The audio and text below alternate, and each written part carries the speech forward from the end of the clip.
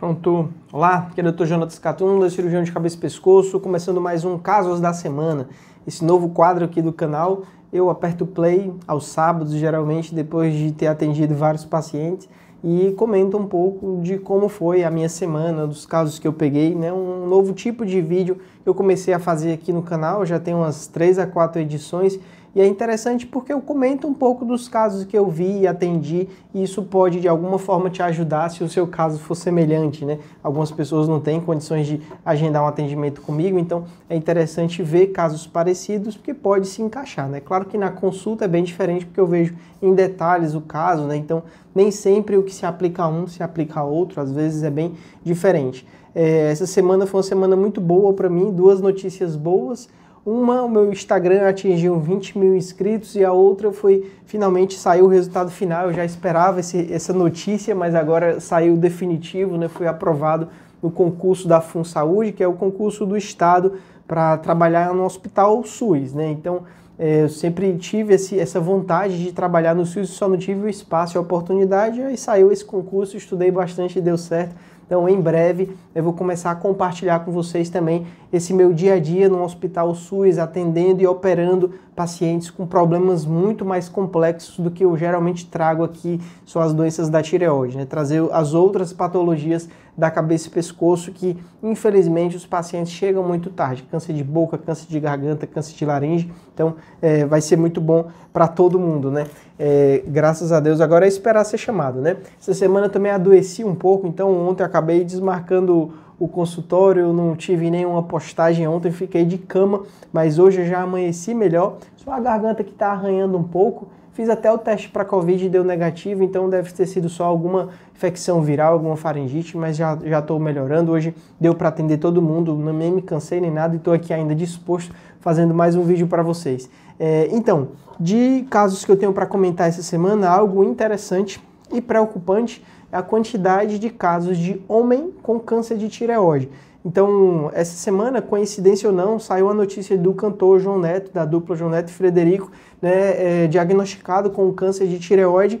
E após tanto teve essa notícia, mas eu já havia atendido alguns casos, hoje também atendi vários casos de homem com câncer de tireoide. Então, tá dado o alerta, né? Às vezes a gente só acha que o câncer de tireoide, os problemas da tireoide só acometem as mulheres, mas eu acredito que essa semana, vendo aqui a minha estatística, pelo menos metade dos pacientes que eu atendi de câncer de tireoide eram mulheres. Então, os homens precisam realmente fazer também, né, um ultrassom do pescoço para encontrar esses problemas, né, porque o ultrassom é o principal exame para a gente avaliar, tá? Em relação a casos, essa semana é interessante que eu atendi alguns casos em pares, né, que a gente fala em medicina, que às vezes os casos vêm em dupla.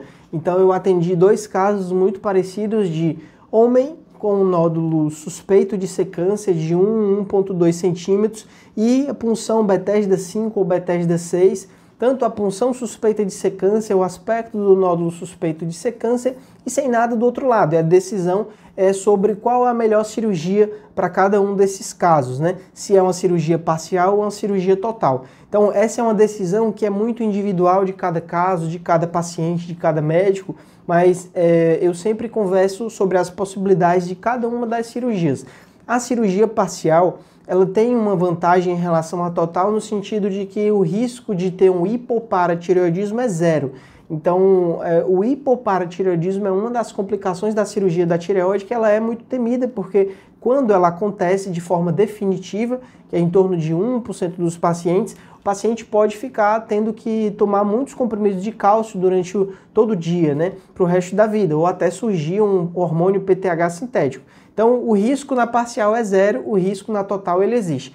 E fora esse hipoparatireoidismo, a outra vantagem da parcial é que você pode mudar de ideia e operar o outro lado. Depois que opera a parcial, viu que era um câncer mais agressivo, você opera o outro lado, tira tudo e resolve o problema, né? Já na total, indo de cara para total, se vai que depois que você operou, viu que nem era câncer, não tem como botar lá, né? Então, o paciente vai conviver com as consequências. Às vezes o nódulo ele já tem todas as características de ser câncer, às vezes ele já está tocando nas bordas da tireoide em vários pontos e inclusive sugerindo a extensão extratireoidiana, ou até já pode ter acometimento dos linfonodos. Então, nesses casos, quando há uma suspeita de uma doença mais agressiva, aí já não cabe mais a parcial, né? Nem quando há doença bilateral, também não cabe muito a gente falar sobre cirurgia parcial. Geralmente a cirurgia mais indicada pode ser mesmo a cirurgia total. Tá? Então foram esses dois pacientes que eu atendi com histórias parecidas. O que mudava um pouco era a idade, mas em ambos era possível sim fazer a parcial, mas é interessante realmente procurar um médico que esteja disposto, porque infelizmente às vezes o paciente vai em um profissional e ele diz que sempre faz a total. Então claro que eu evito ao máximo falar de outros profissionais, mas às vezes infelizmente o viés pode ser o viés financeiro. É algo que o paciente precisa estar ciente que existe isso. O plano de saúde ele paga muito melhor uma total do que uma parcial, então pode ser que às vezes o médico está pensando mais no que é melhor para ele do que é melhor para o paciente. Isso não deveria existir. O objetivo do médico é oferecer o que é melhor para o paciente. Mas às vezes o paciente precisa ficar atento porque nem sempre a decisão foi nesse caminho, né? Então, outros dois casos que eu atendi muito parecidos foram de mulheres com mais de 60 anos com nódulos grandes e a paciente com medo da cirurgia.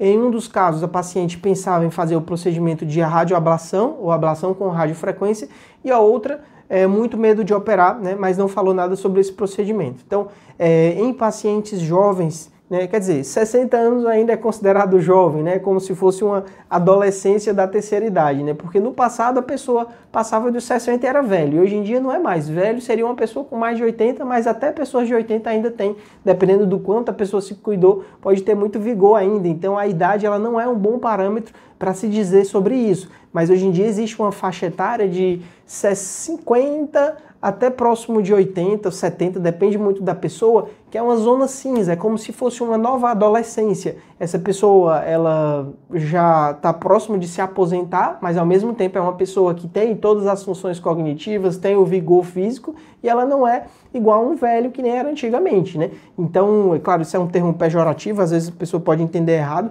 mas eu considero ainda jovem, uma pessoa com 60 anos, né? Claro que tem alguns problemas de saúde, mas precisando se cuidar, né? Então, às vezes a pessoa tem medo de passar por uma cirurgia porque se acha que não tem tanta saúde e acaba que tem uma indicação, por exemplo, uma tireoide grande, um nódulo de 5 centímetros, 6 centímetros, um bócio mergulhante, uma tireoide já entrando dentro do tórax, é algo que se não for cuidado quando essa pessoa tem 60 e ainda é jovem, não tem tantas doenças, se não cuida nessa idade, esse problema pode progredir ao longo dos anos e quando tiver 70, quando tiver 80, essa tireoide desceu cada vez mais e o procedimento vai ser mais arriscado, vai ser mais difícil de cuidar, né? Às vezes o paciente pensa assim, mas eu não sinto nada, essa tireoide não me atrapalha em nada, os exames de sangue, a função, a tireoide está funcionando normal, por que eu tenho que operar, né? A questão é justamente essa, pensar no futuro. Agora não está atrapalhando, mas pode ser que quando comece a sentir sintomas não dê mais para tratar, porque já está tão grande que agora a cirurgia seria muito arriscada ou a saúde da pessoa já está bastante deteriorada, né? Então é algo que pode acontecer. Sobre o procedimento de ablação, eu não gosto muito de falar sobre isso no meu canal, no meu Instagram, porque sempre quando eu toco nesse assunto, eu recebo meio que intimações, né? Colegas médicos entrando, mandando mensagem, pedindo para eu parar para falar sobre isso, quase que tentando me intimidar. Eu só sou eu no meu canal e no meu Instagram, não tenho ninguém por trás, e eu tenho muito medo de tentarem derrubar o meu canal e acabar caindo isso daqui, perdendo essa comunicação que eu tenho com vocês. Então eu evito falar sobre isso, que tem viés econômicos, tem muitas pessoas que ganham dinheiro com esse tipo de procedimento, então eu evito ao máximo tocar nesse assunto. Mas em pessoas jovens que ainda vão viver por muitos anos, todo procedimento ele precisa ter uma comprovação de que é seguro e eficaz a longo prazo. Então você fazer uma radioablação pode até diminuir o nódulo por um tempo, mas quem garante que isso vai se manter ao longo dos anos? Quem garante que aquele nódulo grande realmente é benigno? Eu já atendi e operei vários casos de bócio que tinha tudo para ser benigno, punção benigna, ultrassom mostrando a lesão benigna, e quando operamos descobrimos que era na verdade um câncer, né? E aí você vai fazer um procedimento desse, sem ter certeza se é benigno, lá na frente descobre que era um câncer com metástase no pescoço. Então tome muito cuidado, porque às vezes aparece uma solução que é muito fácil para ser verdade, né? Às vezes o paciente pensa assim, um tratamento sem cirurgia, resolver o nódulo sem cirurgia. Pronto, até caiu o vídeo, né, para você ver, eu toco nesse assunto, brincadeira, só porque o cartão de memória encheu, então separei o vídeo em duas partes, mas assim, como eu ia falando, as soluções fáceis, você sempre tem que ir atrás de olhar se quem está falando tem conflito de interesse, né? Às vezes a pessoa investiu caro para fazer um treinamento fora, para aprender uma nova técnica, ou a pessoa é o próprio profissional que vende, que divulga essa técnica, que faz curso para que os outros aprendam, ou até é o próprio dono do aparelho que faz algo novo, né? Então o conflito de interesse é um problema porque aquela pessoa, aquela empresa, né, nunca vai falar o lado negativo, vai falar apenas o lado positivo, que é justamente para você achar que aquela solução é miraculosa, é realmente a melhor das intenções, e nem sempre é, né? Tá? Então, mudando agora de assunto, vamos falar um pouco sobre hiperparatireoidismo. Essa semana atendi um caso, não foi um dos primeiros, já atendi outros assim de pacientes que foram para o tratamento do hiperparatireoidismo e acabou que não deu tão certo, né? Que é o que a gente chama da falha, né? Que pode acontecer. Então, o primeiro hiperparatireoidismo é quando a paratireoide está produzindo muito hormônio. A maioria dos pacientes que pode ter tido contato com problemas da paratireoide é o hipopara, né? A paratireoide são glândulas localizadas próximo à tireoide, que a principal função delas é atuar no metabolismo do cálcio. Na cirurgia da paratireoide, elas podem parar de funcionar por conta da manipulação e o paciente desenvolve o hipopara e o cálcio vai cair. Nesse problema chamado hiperpara, que é praticamente uma das poucas doenças que a paratireoide tem, a glândula, por algum motivo desconhecido, ela começa a produzir muito desse hormônio e o paciente desenvolve o cálcio elevado. Então esse excesso de cálcio pode causar pedra nos rins, pode causar calcificação nas artérias, pode causar dores no corpo, pode causar alterações no raciocínio, na concentração, afetar o intestino, né? E esse cálcio alto, ele vem dos ossos, então esse PTH tira o cálcio do osso para jogar na circulação. Então o paciente pode desenvolver osteoporose. Então o hiperparatireoidismo é uma doença séria que nem sempre, quando o paciente descobre, ele já tem os sintomas. Às vezes o paciente pode passar muitos anos sem sentir nada e um dia, quando começar a sentir, o problema já pode estar muito avançado. Então, às vezes o paciente não se sente seguro em relação à cirurgia, né? Não acha que é o momento para operar, né? Então, na maioria dos casos de hiperpara, a causa é o que a gente chama de adenoma único, uma única paratireoide doente que cresceu e começou a liberar o PTH. Então, o diagnóstico do hiperpara é dado pelos exames de sangue do cálcio e do PTH, e depois que você sabe que o paciente está com o hiperpara, porque o cálcio e o PTH vão estar altos, né? Isso e a vitamina D tem que estar normal também, você faz um exame de ultrassom e o exame de cintilografia da paratireoide para encontrar exatamente onde está a paratireoide. Então, esse caso que eu atendi tinha o ultrassom e a cintilografia apontando a paratireoide inferior esquerda. O paciente fez a cirurgia, o cirurgião removeu nódulos próximos na tireoide, removeu algum tecido e ao final, quando veio a biópsia, não era paratireoide, o paciente continua em hiperpara e depois fez novos exames e realmente viu que a paratireoide ainda estava lá. Isso é algo que pode acontecer, é algo que nem sempre a cirurgia da paratireoide é uma cirurgia fácil, porque a paratireoide pode estar mais profunda, ou você pode encontrar um linfonodo, ou até mesmo um nódulo da tireoide desgarrado que confundir, e você acha que está tirando a paratireoide doente, na verdade não está, né? Isso é algo que às vezes acontece, e existem técnicas, né, estratégias para evitar isso, para reduzir essa falha. Uma delas é o PTH rápido, PTH intraoperatório. Esse exame é um exame que é feito no começo da cirurgia. O anestesista tira uma amostra de sangue e manda para o laboratório, e aí você tem uma dosagem do PTH intraoperatório, e assim que o cirurgião remove a paratireoide doente, se conta 10 minutos, e após esses 10 minutos coleta uma nova amostra desse PTH intraoperatório, aí você vai ter uma amostra no começo e uma amostra depois que tirou a possível paratireoide. Se tiver uma queda de 50%, isso indica que você tirou a paratireoide correta e pode interromper a cirurgia, encerrar a cirurgia, né? Caso não haja diferença nessas duas amostras, é porque provavelmente você ainda não tratou a paratireoide correta. Isso é algo que é importante porque a causa mais comum de falha nem é essa de você tirar o problema errado. Na verdade, existem 10% de casos de adenoma duplo. Ao invés de ter só uma paratireoide doente, o paciente tem duas. Então, é justamente para isso que é interessante utilizar esse PTH rápido, né, para ter essa informação. É algo que pode acontecer, mas é interessante usar todos os artifícios para evitar que isso aconteça, para o paciente não passar por uma nova cirurgia, né? Deixa eu ver mais o que mais que eu atendi essa semana. Não, casos de câncer de tireoide em homem a gente já conversou. Teve um caso interessante que eu atendi no consultório. O paciente veio com um ultrassom de um nódulo na tireoide, que ao ultrassom era um nódulo que parecia ser pequeno, hipoecóico, mas sem nenhum sinal de agressividade. O nódulo era achatado, inclusive com uma punção Bethesda 4, né, que é uma neoplasia folicular. Antes de examinar o paciente, vendo o exame, parecia ser uma coisa. Quando eu examinei ao exame físico, dava para ver que o nódulo parecia ter crescido, ao invés de ser 0,7 por 0,3, já estava algo mais redondo de 1 centímetro, e ao ultrassom dava para ver que o nódulo já abaulava a região anterior, né, o nódulo uma consistência mais endurecida, hipoecóico, com as bordas ligeiramente irregulares. Então, isso é algo que pode acontecer e denota um pouco mais de preocupação. Nódulo na tireoide, a maioria deles é benigno e a maioria deles progride muito lentamente. Então você fica acompanhando o nódulo por vários anos, às vezes faz o exame de punção e vem benigno e você confia cada vez que o caso é benigno e só acompanha.